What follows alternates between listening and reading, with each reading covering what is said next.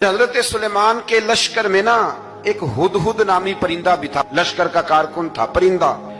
हुदहुद गायब था तो हजरत सुलेमान कहने लगे किधर गया वो हुदहुद, नजर ना आज आया सख्त सजा दूंगा। यहां तो कोई अच्छी खबर लाएगा, क्योंकि वो हुदहुद परिंदा जाता था तो खबरें ला के देता था, वरना सजा दूंगा। उतनी देर में हुदहुद भी आ गया। तो ये परिंदे जो कारकुन होते हैं बड़े सियाने होते हैं, कभी बंदा नाराज हो तो सही खबरें ले आते हैं। तो सही खबर लेके आ गया। आते ही आके बैठा तो उसने हजरत सुलेमान अलैहिस्सलाम ने कहा कहां थे? अर्ज करने लगा हुजूर मैं मुल्क सबा गया था, वहां एक औरत हुक्मरानी करती है, उसका नाम बिल्कीस है। बहुत बड़े तख्त पे बैठती है, 80 गज उसका तख्त लंबा है, 40 गज चौड़ा है, और शायद 80 मान के 80 टन उसका वजन है।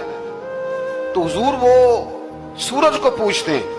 तो हज़रत सुलेमान ने फौरन खत लिखा, फरमाया जाकर उसे मेरा खत दे दो कि यहाँ तो कलमा पढ़ के हमारी फर्मा बरदार बन जाए, वरना तैयार हो जाए।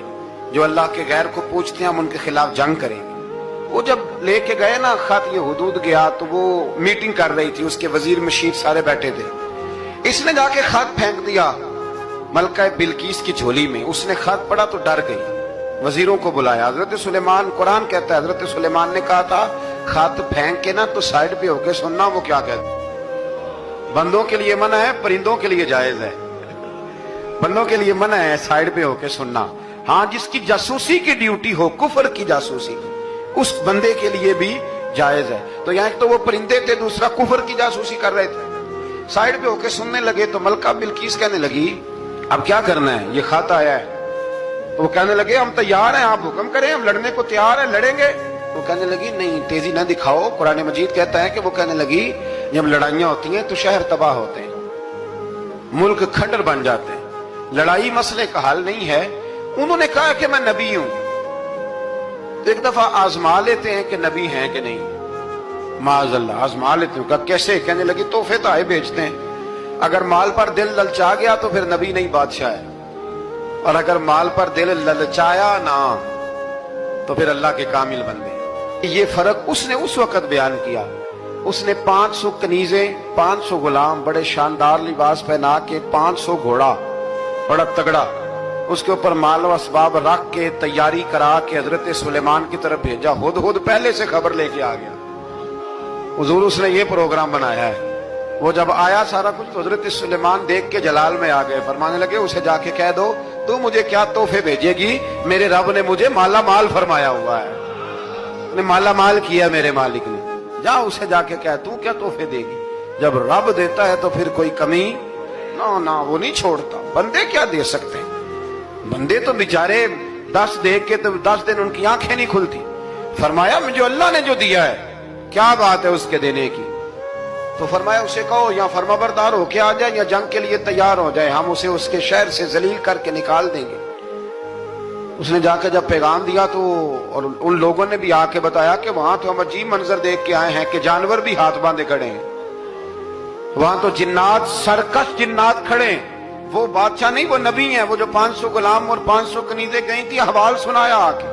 तो मलका बिल्कीस ने फिर खत लिखा कि मैं फर्मा बरदार होके आ रही हूं। माना क्या है, मैं कलमा पढ़ने के लिए आ रही हूं। तो हज़रत सुलेमान ने कहा भाई अब इस तरह करो, जरा फर्श बिछाओ। उन्होंने फर्श बिछाया, इस तरह का के ऊपर फर्श था, नीचे मछलियां तैर रही थी, लग रहा था दरिया है। ड्यूटी लगा दी, जिन्नात ने बिछा दिया। उधर हजरत सैयदना सुलेमान फरमाने लगे अब चूंकि मान के आ रही है तो उसे अपनी नबुव्वत की अलामतें भी दिखानी है। उसने तख्त बड़ा शानदार बनवाया था, और खवातीन में जो आदतें खवातीन वाली होती हैं वो जाती नहीं। वो 7 कमरों में ना पीछे अपना तख्त रख के तो 7 दरवाजे बंद करके आए। उस जमाने में एक रिवाज था, वो जुलेखा ने भी 7 दरवाजे मुकफ्फल के एक रिवाज था। एक कमरा, फिर कमरे के पीछे कमरा, फिर उसके पीछे कमरा, फिर उसके पीछे कमरा, और उसको बड़े मोटे ताले लगाए जाते थे। और फलसफा ये था कि एक ताला तोड़ेगा कोई तो जब तक सिपाही आ जाएंगे, और अगर उसके तोड़ने तक ना आए तो दूसरे के तोड़ने तक आ जाएंगे, और उसके तोड़ने तक ना आए तो 7वें तक तो आ ही जाएंगे। ये उन लोगों का नफसियाती मामला था, सोच थी। 7 कमरों में मुकफ्फल करके ना वो निकली। तो हजरत सुलेमान अलैहिस्सलाम कहने लगे भाई मुझे उसका तख्त चाहिए उसके आने से पहले, उसके आने से اس واقعے کی کیا ضرورت تھی قرآن پاک میں؟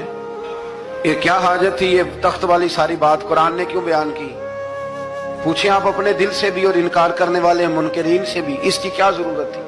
وہ جو کہتے ہیں جی ولی کی کرامت کی کیا ضرورت ہے، سیدھی سیدھی نماز پڑھو، روزہ رکھو، حج کرو، زکوٰۃ دو، تو پوچھو ان سے ایک سورت نمل کے اندر اس ساری تفصیل کی کیا ضرورت تھی؟ ختم ہو گئی جب وہ کلمہ جو پڑھ رہی ہے، تو پھر اس سارے واقعے کو رب کیوں بیان فرماتا ہے؟ حضرت سیدنا سلیمان فرمانے لگے تخت چاہیے، اور چاہیے اس کے آنے سے پہلے۔ قال عفریت من الجن، جنوں میں سے ایک بہت بڑا جن بولا، کہنے لگا حضور آپ کا یہ تخت برخاست ہونے سے پہلے لے آؤں گا۔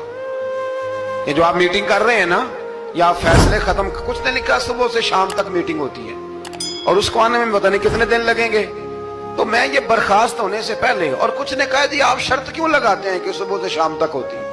اس جن نے کہا جی آپ 10 منٹ میں فارغ ہو جائیں، آپ فارغ ہوں گے تو تخت آ جائے گا۔ مفسرین نے لکھا ہے کہ جب قرآن کہتا ہے کہ اس نے کہا کہ آپ کے فارغ ہونے سے پہلے، اس کا مطلب ہے کہ جب آپ اٹھیں گے، یہ جگہ خالی کر دیں گے تو تخت یہاں آئے گا۔ تو حضرت سلیمان کی تو بادشاہت تھی نا زمانے پہ، فرمانے لگے نہیں نہیں تو لیٹ ہے، تو لیٹ ہے، تو ہمیں جانتا ہی نہیں، یہ تو لیٹ ہے، ابھی ہماری طاقت اس سے زیادہ ہے۔ بڑی کمال بات لکھی ہے لکھنے والوں نے۔ ایک مفسر نے لکھا ہے کہ ابھی حضرت سلیمان نے غلاموں سے منگوایا ہے، اپنی بات کوئی نہیں کی، یہ حال ہے ان کے غلاموں کا، تو سردار کا عالم کیا ہوگا؟ حضرت سلیمان کہنے لگے بھی جلدی جائیے۔ قال الذی عنده علم من الکتاب انا آتیک بہ قبل ان یرتد الیک طرفک، تو اٹھا ان میں سے وہ جس کے پاس کتاب میں سے علم تھا، ساری کتاب کا بھی نہیں، علم من الکتاب، کتاب، وہ اٹھے جن کے پاس کتاب میں سے علم تھا، تو وہ اٹھ کے کہنے لگے حضور میں لے آؤں گا، کب؟ آپ کے آنکھ جھپکنے سے، میں آنکھ جھپکنے سے پہلے لے آؤں گا۔ تو حضرت سلیمان کہنے لگے تو ٹھیک ہے چل لا، پھر آنکھ جھپکنے سے پھر وہ تخت آ گیا۔ حضرت سلیمان سے پوچھا یہ کیا ہے؟ قال ھذا من فضل ربی، فرمانے لگے کچھ بھی نہیں۔ حضرت سلیمان کہنے لگے یہ میرے رب کا فضل ہے۔